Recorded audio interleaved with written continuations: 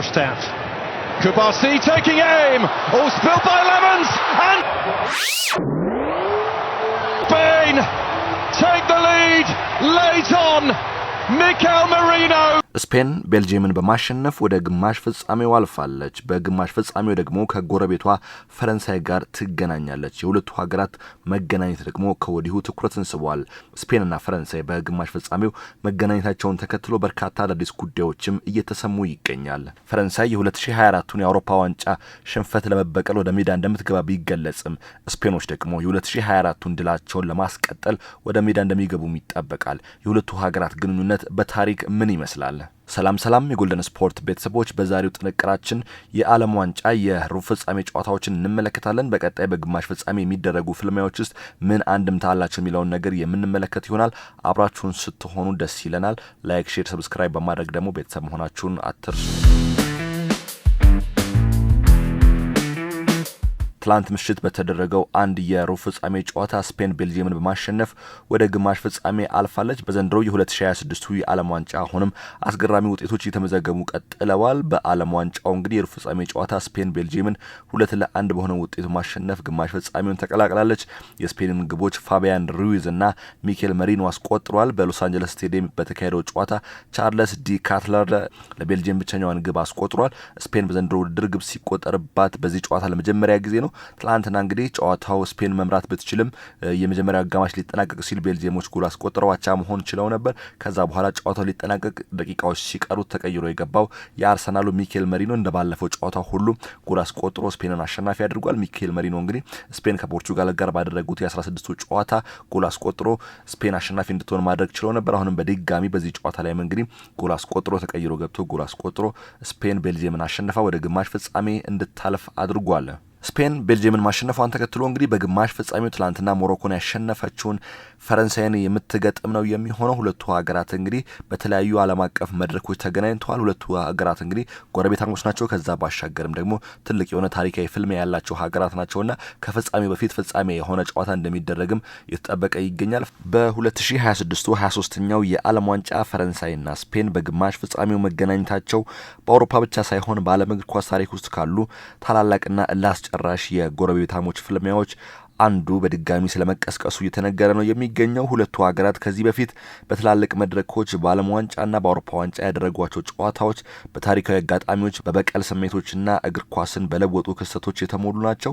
ዋና ዋናዎቹን ለየት ያሉ ታሪካዊ አጋጣሚዎች የምንመለከት ይሆናል። ከቅርብ ጊዜው ስንጀምር የ2024ቱ የአውሮፓ ዋንጫ የቅርብ ጊዜው የበቀል ጨዋታ እንደነበር እናስታውሳለን። ፈረንሳይ ለዘንድሮ ጨዋታ የምትገባው የቅሬታ ስሜትን ሰንቃ ነው። በጀርመን በተካሄደው የ2024ቱ የአውሮፓ ዋንጫ በግማሽ ፍጻሜ ሁለቱ ሀገራት ተገናኝተው ነበር። ታሪካዊ አጋጣሚውን እንመለከታለን። በወቅቱ እንግዲህ የ16 ዓመቱ ስፔናዊ ላሚን ያማል ከርቀት ያስቆጠራት አስደናቂ ግብና ዳኒ ኦልሞ ያስቆጠራት ግብ ስፔን 2-1 ፈረንሳይን አሸንፋ ወደ ቀጣዩ ዙር እንድታልፍ አድርጓት ነበር። ስፔን ፈረንሳይን ጥላ አልፋ ዋንጫውን ስታነሳ ያማል ደግሞ በዩሮ ታሪክ ትንሹ ጎል አስቆጣሪ በመሆንም ታሪክ ሰርቷል። እንግዲህ ይህ ጨዋታ በስፔን አሸናፊነት መጠናቀቁ በፈረንሳዮች በኩል የቁጣን ስሜት ቀስቅሶ እንደነበር እናስታውሳለን። ፈረንሳይ እንግዲህ በ2024 የአውሮፓ ዋንጫ እስከ ግማሽ ፍጻሜ ብቻ ነበር መጓዝ የቻለችው። ሆኖም ግን ስፔን ደግሞ የዋንጫው አሸናፊ ናት። ምናልባትም የቅርብ ጊዜ ትውስታ መሆኑ ሁለቱ ሀገራት ግንኙነት መካከል ሌላ ትልቅ የሆነ ስሜት የሚፈጥር ጨዋታ ሊሆን ይችላል ተብሎ እየተገመተ ነው የሚገኘው።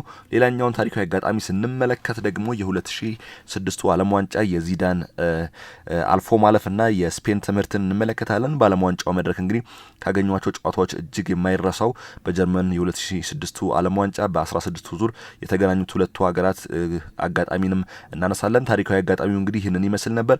ከጨዋታው በፊት የስፔን ጋዜጦች ዚነዲን ዚዳንን ልናሰናብተው ጥሮታ ልናስወጣው ነው በሚል ይፎክሩ ነበር። ምክንያቱም ዚዳን ከውድድሩ በኋላ እግር ኳስ እንደሚያቆም አስታውቆ ነበር። ይህ ጨዋታ ግን ውጤቱ የተለየ ነበር ማለት እንችላለን። ስፔን መሪ የነበረችበት ቢሆንም ፈረንሳይ እንግዲህ ከኋላ ተነስታ 3-1 አሸነፈች። የመጨረሻዋን ማሸነፊያ ግብ ደግሞ ዚዳን ራሱ አስቆጥሮ የስፔንን ተጫዋቾች መሬት ላይ እያጋደመ ያሳየው ክህሎት የስፔንን ጉዞ ከመግታት ባለፈ ለወጣቶቹ ዣቪ፣ ቪያና ኢኔስታ ስብስብ ትልቅ የብስለት ትምህርት የሰጠም ነበር ማለት ይቻላል። እንግዲህ 2006ቱ የዓለም ዋንጫ በፈረንሳይ ከኋላ ተነስታ ያሸነፈችበት አጋጣሚ ለፈረንሳይ ትልቅ ድል ቢሆንም ለስፔን ግን ትልቅ ትምህርት ያገኘችበትና ትልቅ የቁርሾ ምንጭ የሆነ ጨዋታ እንደነበር ይታወሳል ማለት ነው።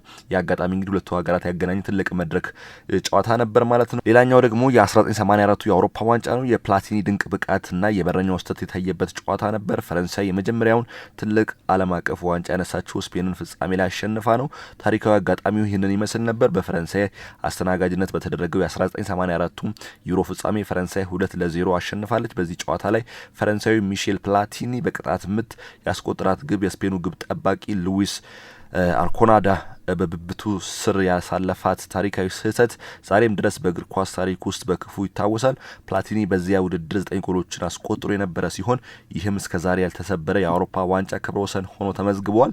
እንግዲህ በዚህ ጨዋታ ላይም እንግዲህ ስፔን የተሸነፈችበት አጋጣሚ ነው። በ2012 የአውሮፓ ዋንጫም የስፔን ወርቃማ ዘመን የበላይነት የታየበት ነበር። በዚህ ወቅት እንግዲህ ስፔን በዓለም እግር ኳስ ላይ ፍጹም የበላይነት በነበራት ወርቃማ ዘመን የቲኪታካ ዘመን ነበር። ፈረንሳይ በሩብ ፍጻሜው ተገናኝተው ፈረንሳይን አሸንፋለች። ውጤቱም እንግዲህ ስፔን በጃቢ አሎንሶ 2 ግቦች ፈረንሳይን 2-0 በማሸነፍ በቀላሉ አልፋለች። ይህ ጨዋታም ስፔን በፈረንሳይ ላይ የነበራትን የታሪክ ፍርሃት ወይም ያልሸነፍ ባይነት አባዜ ሙሉ በሙሉ የሰበረችበት አጋጣሚ ነበር። እንግዲህ ለየት ያሉ ታሪካዊ ትስስሮች እና አጋጣሚዎችን ስንመለከት ደግሞ የላሊጋ ተጽዕኖን እንመለከታለን። የሁለቱ ሀገራት ግንኙነት በክለብ ደረጃም በጣም የተሳሰረ ነው። የፈረንሳይ ብሔራዊ ቡድን ቁልፍ ተጫዋቾች እንደ ኪሊያን ኤምባፔ፣ ኦሬሊዮን ቹዋሜኒ፣ ኤድዋርድ ካማቪንጋ እና ፈርላን ሜንዲ ለስፔን ታላቅ ክለብ ሪያል ማድሪድ እንዲሁም አንቷን ግሬዝማን ለአትሌቲኮ ማድሪድ የሚጫወቱ በመሆናቸው የስፔን ተጫዋቾች አጫወትና ሚስጥር ጠንቅቀው ያውቃሉ። የዜግነት ጉዳይን ስንመለከት ደግሞ ዜግነታቸውን ቀይረው ለስፔን የተጫወቱ ተጫዋቾችንም እንመለከታለን። ለምሳሌ ዘላፖርቴ ኤንድ ኖርማል ፋክተር የተባለውን አጋጣሚ ማንሳት እንችላለን። አስገራሚ ታሪክ አጋጣሚ አሁን የስፔን ብሔራዊ ቡድን የመከላከል መስመር ምሰሶ የሆነው አይምሪክ ላፖርት እና ሮቢን ኖርማንድ እንግዲህ ሁለቱም ፈረንሳይ ውስጥ የተወለዱ ፈረንሳውያን መሆናቸው ይታወቃል። ላፖርት የፈረንሳይ ታችኛው ብሔራዊ ቡድን አምበል ጭምር የነበረ ቢሆንም በዋና ቡድን ባለመመረጡ ወደ ስፔን ዜግነቱን ቀይሯል። አገሬው ፈረንሳውያን የሆኑ ተከላካዮች ዛሬም ስፔንን ወክለው ትውልድ ሀገራቸውን ፈረንሳይን ይገጥማሉ ማለት ነው። ይህ የዘንድሮው 23ኛው የዓለም ዋንጫ የግማሽ ፍጻሜ ፍልሚያ እንግዲህ ፈረንሳይ የ2024ቱን የዩሮ ሽንፈት ለመበቀል የምታደርገው ስፔን ደግሞ በዓለም መድረክ ላይ ያላትን አዲስ የበላይነት ለማስከበር የምትጋጠምበት ትልቅ ታሪካዊ አጋጣሚ ተብሎ ተወስዷል ማለት ነው። ሁለቱ ሀገራት እንግዲህ ከወዲሁ ፍጻሜ የሆነ ጨዋታ ያደርጋሉ ተብሎ በስፖርት ቤተሰቡ ይተጠበቀ ይገኛል ማለት ነው። እንግዲህ ዘንድሮ እያሳዩት ያለው ብቃትም የሚገርም ነው። ስፔን እንግዲህ እስካሁን አንድ ጎል ብቻ ነው የተቆጠረባት። ትላንትና በሩብ ፍጻሜ በቤልጅየም የተቆጠረባት ግብ ብቻ ነው። ከዛ በፊት ግን ጎል አልተቆጠረባትም።